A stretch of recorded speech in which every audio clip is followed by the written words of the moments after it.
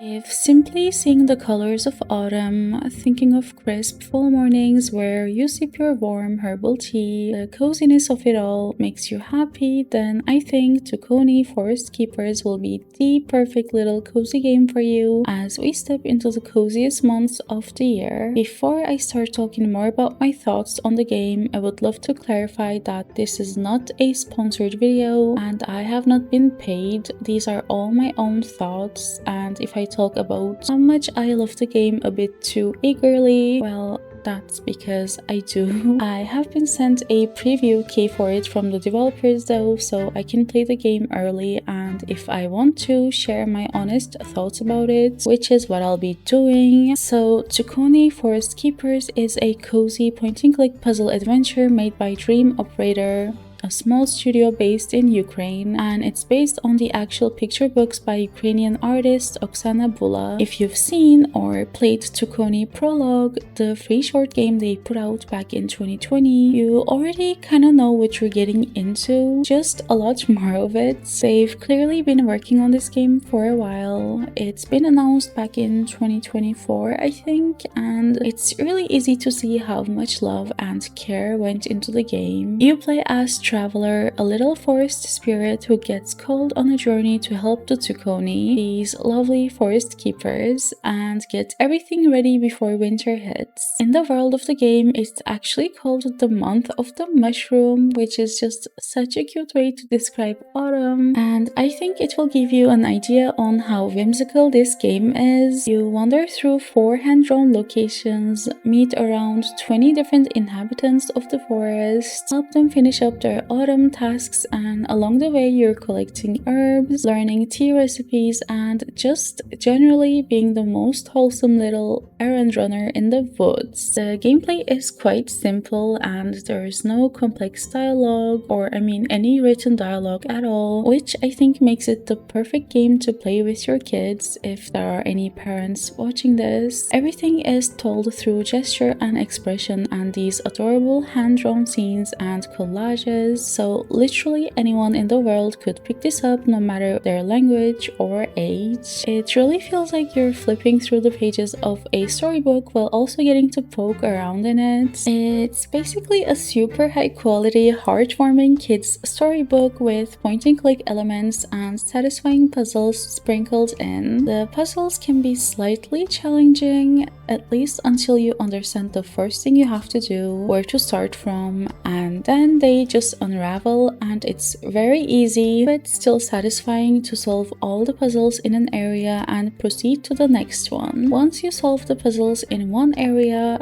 and these puzzles always have one end goal, which is to unlock the thing for you to be able to proceed on your way to the next area, you can then move on. Each area has a different color palette and different characters and some new recipes or ingredients to make tea and share with your new friends. And I was so amazed whenever I saw a new area. It really blew me away over and over again how beautiful the game is. Every single background looks like it belongs, framed on a wall. The characters have so much personality to them, even though they don't have any dialogue. You can easily tell who's grumpy, who's shy, who's over the moon excited to see you, just from the way they're drawn and the way they move. I love and respect this kind of storytelling so much. There's also this little notebook that you'll be carrying around, and it fills up with sketches and little memories as you go, so if you ever forget what you were supposed to be doing, or if you feel a bit lost in the puzzles, you can just flip the notebook open and there's your clue. There are no annoying quest markers or anything breaking the whimsical immersion, and scattered through every area are these small rest spots like benches under the leaves where you can sip your tea, or a spot by the stream where you can listen to the sound of the water. Places where nothing is asked of you and you can just sit there for a second and take in the scenery. Those little pauses added so much to how magical the whole game felt. They're definitely not filler. I think they're kind of the whole point of the game and definitely were my favorite moments from the game. So far it's all been positives, which is not surprising to me as I adored every single thing about this game, except one thing that I wished was different. You can't go back once you leave an area,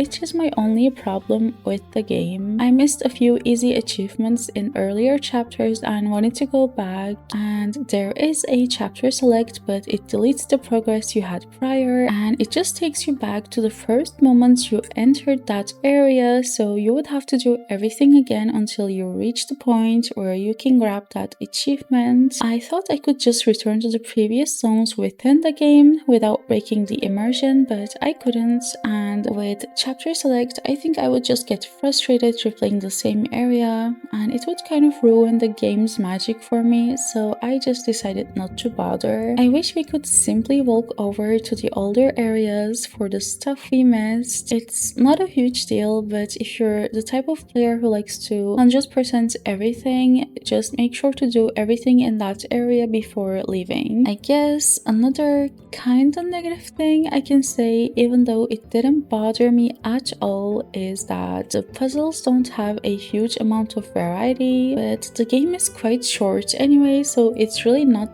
much of a flaw in my opinion. The puzzles you do get are very fun and never too hard or too easy. They're mostly point and click puzzles where you find random items scattered around and combine them to get the item you actually need, or little grid puzzles where you have to fit pieces perfectly, or just straightforward puzzles, and they're definitely not puzzles just for the sake of it. They fit the story so well and are actually used as a part of the storytelling. The presentation around them is so beautiful that you don't even notice or care that what you're doing mechanically is fairly basic. The game is around 3 to 4 hours, or at least it was for me. I think it depends on your puzzle speed a bit and also on whether you decide to partake in the little side activities like making everyone's favorite tea and offering it to them. There is a whole tea ceremony box you build up as you go, and you meet a character called Tukoni who basically teaches you the ropes of brewing tea, and figuring out who wants what kind of tea and brewing it for them quickly became one of my favorite things to do in the whole game. It's such a simple mechanic on paper, but the way the game frames it makes it feel meaningful every single time, like you're actually taking care of someone. I wasn't bored in any part during my playthrough, even if the gameplay itself isn't hugely varied. In fact, I definitely left wanting more. I would be very much okay with more of the exact same puzzles, just for a few more chapters, but I see how much care went into each little square of this game and how much even 5 minutes of gameplay must have taken to make for such a small team from Ukraine. I think Tukoni Forest Keepers is a perfect pick for anyone who grew up with picture books and misses that specific kind of coziness and whimsy, or anyone who loved games like Moomin Troll for the art and the feeling more than the gameplay mechanics, or honestly any parents looking for something to sit down and play with their kid without worrying about reading levels or anything scary popping up, and solve some perfectly balanced puzzles. It's about as close to a warm hug in game form as I think you can get.